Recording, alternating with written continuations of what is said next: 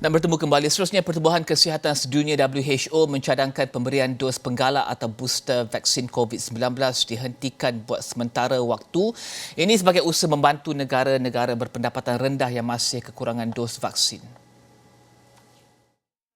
Ketua Pegawai WHO Dr. Tedros Adhanom Ghebreyesus membuat rayuan itu terutama kepada negara-negara kaya ketika wujud jurang yang ketara dalam kadar pemberian vaksin dengan negara-negara miskin. Katanya negara-negara kaya telah memberikan sekitar 100 dos vaksin coronavirus untuk setiap 100 orang secara purata. Sementara negara-negara berpendapatan rendah hanya mempunyai bekalan 1.5 dos setiap 100 orang. Sedangkan kata beliau, belum ada penemuan saintifik suntikan tambahan vaksin kepada penerima lengkap 2 dos berkesan dalam mencegah penularan COVID-19. Agensi Kesihatan Pertubuhan Bangsa-Bangsa Bersatu PBB itu berulang kali meminta negara-negara kaya untuk meningkatkan usaha pemberian vaksin kepada negara membangun. WHO berpendapat tiada yang selamat sehingga semua individu divaksin. Kelewatan vaksin hanya akan mencetus kemungkinan kemunculan varian baru dan memanjangkan krisis global memerangi pandemik. Penasihat khas Ketua Pengarah WHO, Dr. Bruce L. Ward berkata, moratorium berkenaan sebagai rayuan kepada negara kaya tidak menggunakan dos tambahan sehingga seluruh dunia mendapat vaksin yang adil. And as we've seen from the emergence of variant after variant, we cannot get out of it unless the whole world gets out of it together. And with the huge disparity in vaccination coverage, we're simply not going to be able to achieve that. And if we continue to put strain on vaccines by now going into third, fourth doses or whatever in areas that already have high coverage, we just will not be able to catch up. So really it's a call again for that global solidarity to achieve the coverage we need to have the biggest possible public health impact and get the world out of this crisis as rapidly as possible.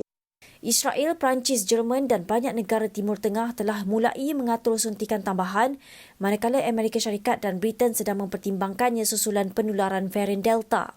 Pegawai WHO mengulangi seruan mereka untuk solidariti global membantu memerangi wabak COVID-19 dan meminta negara-negara dan syarikat kaya untuk membantu.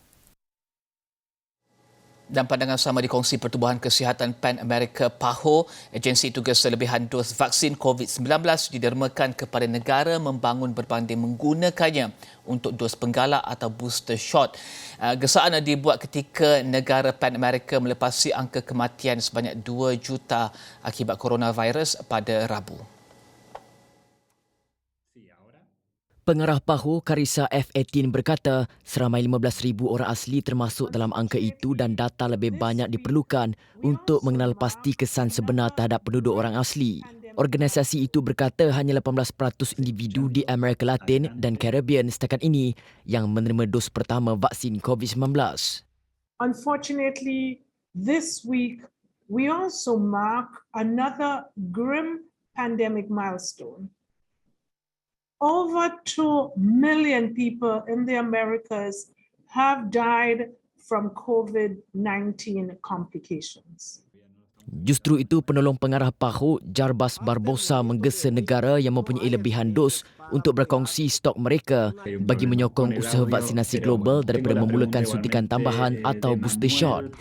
Using this surplus to have a booster that we don't have the evidence yet, it will be, I think, that not only a public health, but a moral and ethic, very complicated situation.